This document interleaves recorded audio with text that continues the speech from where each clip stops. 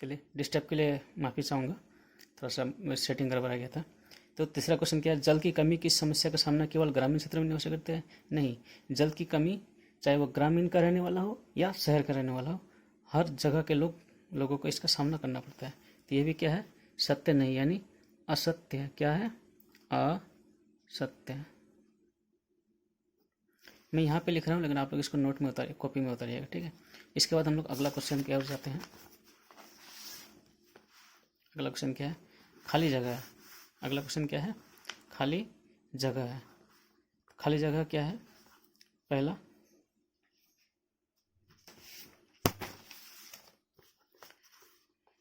कौन नंबर क्या है, भूम जल प्राप्त करने के लिए डैश तथा डैश का उपयोग करते हैं।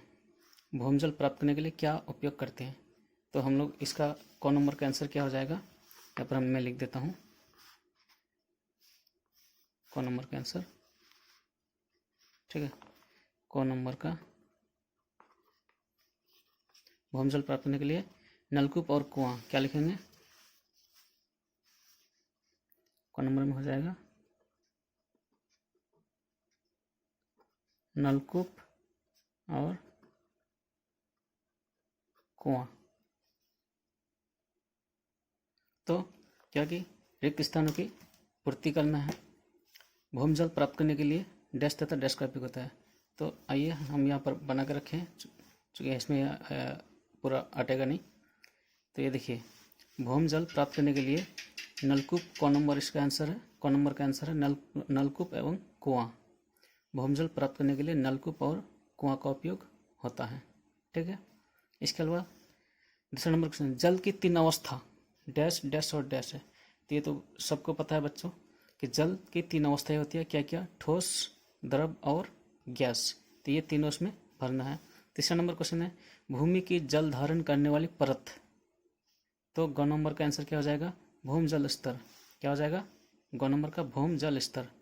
भूमि की जल धारण करने वाली क्षमता को, परत को भूम जल स्तर कहलाता है। उसके बाद क्वेश्चन है, वनों से हमें डैश और डैश का लाभ होता है। वनों से हमें क्या क्या लाभ होता है, घ नंबर।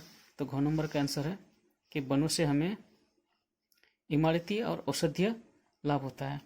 इसके बाद 4 नंबर क्वेश्चन, 4 नंबर क्वेश्चन क्या है, वन में क्षयवान पत्तियां और जंतु डैश को समृद्ध करते हैं।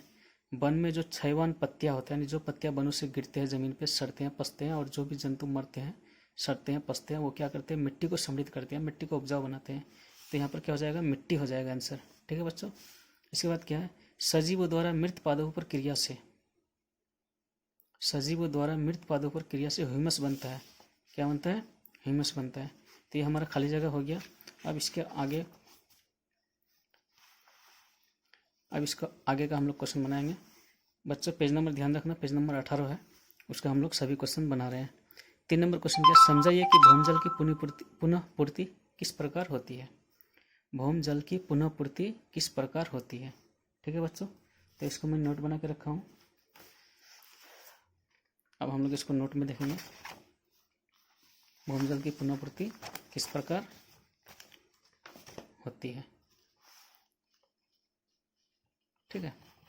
चलिए इसको हम लोग देखते हैं किस प्रकार भूम जल की पुनःपूर्ति होती है। देखिए क्वेश्चन क्या है, भूम जल की पुनःपूर्ति किस प्रकार होती है। उत्तर, इसको नोट बनाना है। जब वर्षा होती है तो वर्षा का पानी पृथ्वी पर गिरती है। जल पृथ्वी पर बने गड्ढों, तालाबों, नदियों में जमा होता है और धीरे धीरे रिस कर पृथ्वी के नीचे गड्ढों में जमा होता है।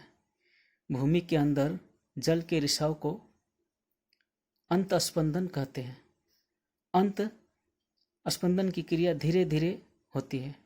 खेतों का पानी का रिसाव भी जमीन के अंदर होता है। इस प्रकार की क्रिया के कारण भूम जल की पुनःपूर्ति होती है या हो जाती है, ठीक है बच्चों। तो हमारा पहला क्वेश्चन हो गया। दूसरा क्वेश्चन क्या है, आप लोग किताब से मिला लीजिएगा। दूसरा क्वेश्चन यही है, भूम जल स्तर के नीचे गिरने के उत्तरदायी कारकों को समझाइए, ठीक है।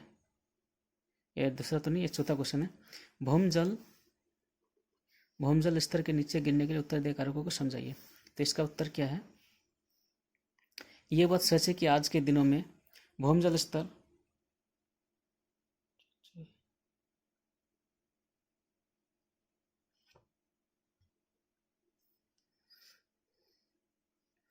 चौथा नंबर क्वेश्चन है भूमजल स्तर के नीचे गिरने के उत्तरदायी कारकों को समझाइए।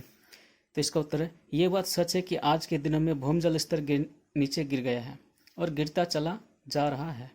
इसका मुख्य कारण वनों की कटाई होने से वर्षा कम होती है और भूमजल की पुनःपूर्ति नहीं हो पाती। दूसरा कारण औद्योगिकरण है, जिसके कारण कल कारखानों में भूमि का जल का उपयोग अधिक होना, साथ ही साथ वायुमंडल प्रदूषित सड़कों का निर्माण अधिक होना, जिस जल का रिसाव पृथ्वी का जिससे क्या होता है कि जल का रिसाव पृथ्वी के अंदर रुक जाता है। सिंचाई के लिए भूमजल का प्रयोग होना, जल की वर्षा आदि जिससे ज्यादा जलवाष्प बन जाते हैं। तालाबों को खेत में बदलना, जिसके कारण पानी का जमाव न हो पाता है। ये सब कारण से भूमजल का स्तर नीचे गिर रहा है। भूमजल का स्तर नीचे गिर रहा है। इसके बाद है 5वां नंबर क्वेश्चन। 5 नंबर क्वेश्चन क्या है? कम से कम जल का उपयोग करते हुए बगीचे लगाने तथा रखरखाव के लिए क्या कदम उठाएंगे? क्वेश्चन है 5 नंबर कि हम कम से कम मात्रा में जल का प्रयोग करके बगीचे और रखरखाव के लिए क्या कदम उठाएंगे। तो इसका उत्तर होगा बगीचे लगाने के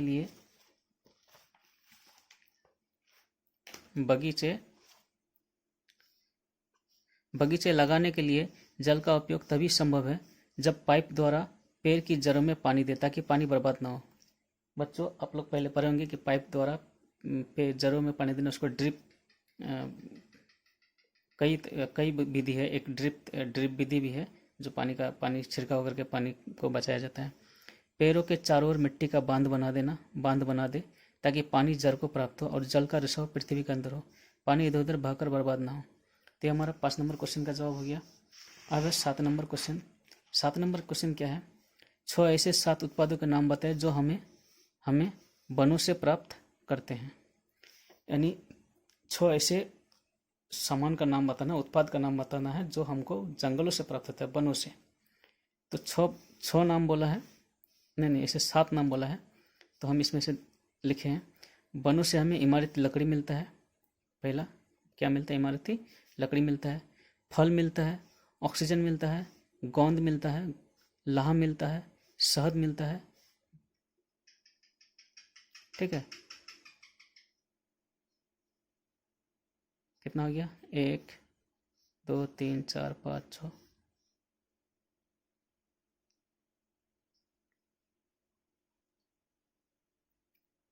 हाँ, भूमजल भी होता है, वनों से ही हमें होता है भूमजल, क्योंकि वो वर्षा कराता है तो भूमजल बनता है।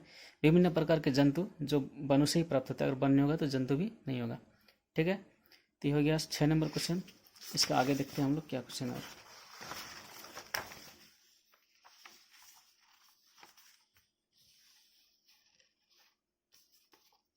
आप लोग किताब के साथ मिलाते जाइए।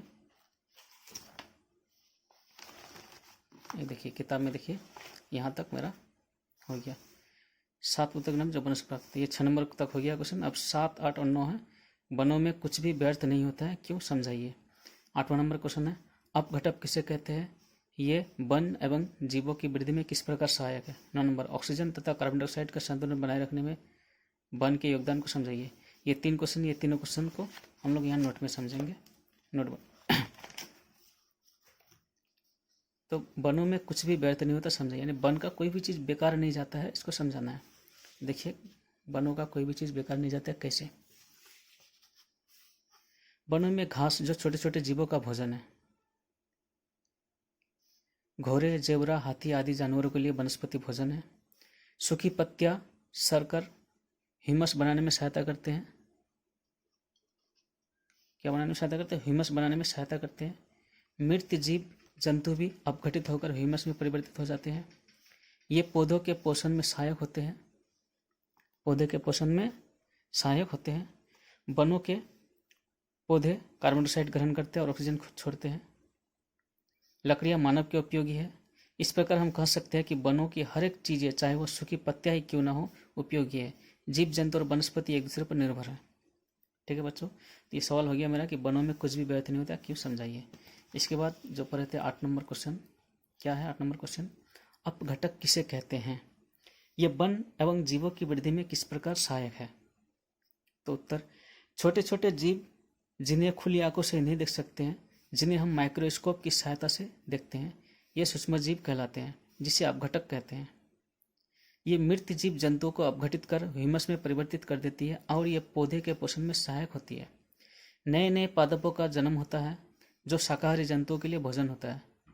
मांसाहारी जीव को लाभ होता है, अतः जीवों की वृद्धि में सहायक होता है। तो ये 8 नंबर क्वेश्चन हो गया। इसके बाद हम लोग 9 नंबर क्वेश्चन को सॉल्व करेंगे। 9 नंबर क्वेश्चन क्या है, ऑक्सीजन तथा कार्बन डाइऑक्साइड का संतुलन बनाए रखने में वन के योगदान को समझाइए। ऑक्सीजन और कार्बन डाइऑक्साइड का संतुलन जो बनता है पृथ्वी में, तो वनों का इसमें क्या योगदान है। उत्तर, कार्बन डाइऑक्साइड वातावरण से पेड़ पौधे ग्रहण करते हैं, अपना भोजन सूर्य के प्रकाश की उपस्थिति में अपना भोजन बनाते हैं। देखो यहाँ पर हम इसको काट के पौधे कर देते हैं, थोड़ा सा मिस्टेक है।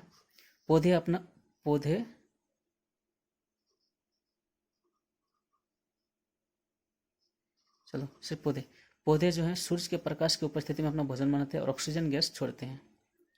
ये आप लोग अच्छी तरह से जानते होंगे, इसको हम क्लास में पढ़ा भी चुके हैं। फिर से हम देखते हैं, कार्बन डाइऑक्साइड ऑक्सीजन का संतुलन बनाए रखने में वन के योगदान को समझाइए। कार्बन डाइऑक्साइड वातावरण से पेड़ पौधे ग्रहण करते हैं, पौधे सूर्य के प्रकाश की उपस्थिति में अपना भोजन बनाते हैं और ऑक्सीजन गैस छोड़ते हैं जो वातावरण में चला जाता है, और फिर जीव जंतु श्वसन क्रिया के फलस्वरूप ऑक्सीजन ग्रहण करते हैं और कार्बोहाइड्रेट के साथ मिलकर कार्बन डाइऑक्साइड में परिवर्तित होता है।